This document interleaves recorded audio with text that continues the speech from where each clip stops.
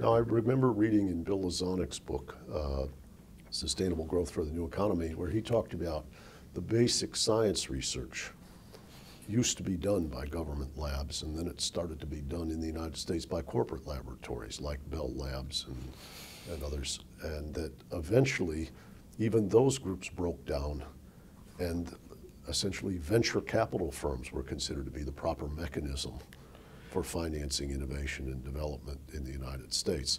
Is it your sense that the nature of this science and innovation support has changed over time or diminished through time along the lines that Lazonic has suggested?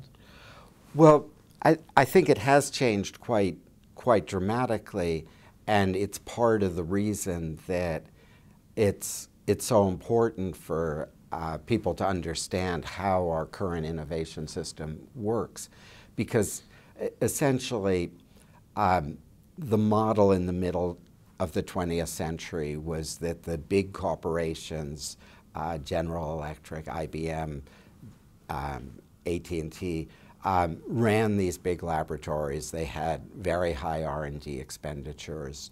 The laboratories hired lots and lots of people. And in that period, the 50s, 60s, 70s, the bulk of the innovations, of the new technologies, come out of those big corporate laboratories. But that starts to change in the 70s, and by now, the biggest corporations, the Fortune 500, actually are responsible for a very small percentage of the real innovations. They innovate in the sense of creating Me Too products. I mean, like the drug companies, they don't have a brand new drug that solves a new problem. They take two old drugs and put them together under the same, same bill. Or they acquire small firms. Or they, right, and that basically the biggest corporations that have followed this outsourcing model decided that innovation is something that they can outsource. I mean, why go to all the bother of maintaining a lab,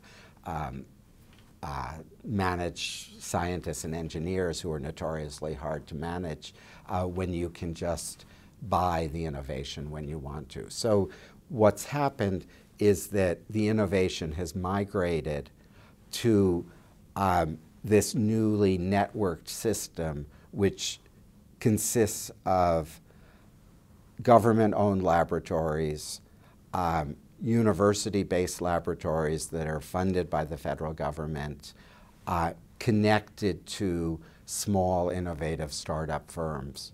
And it's that nexus, the connections among those entities, that are responsible for most of the innovations now.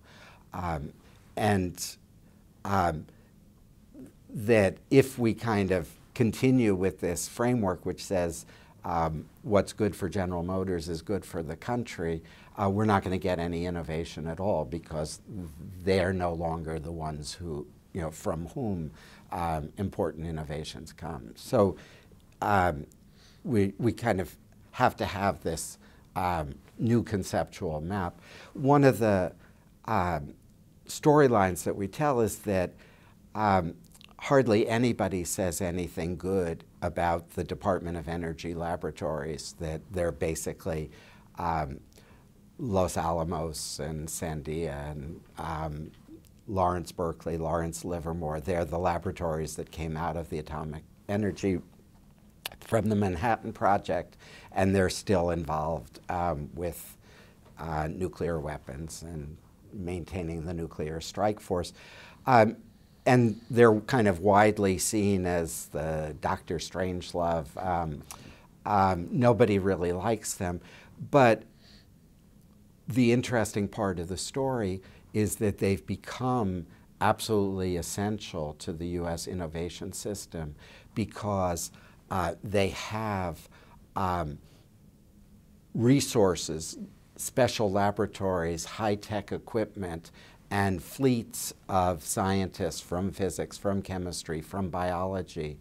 And increasingly, the innovation comes when private firms collaborate with scientists and engineers at these laboratories to develop new products and new technologies.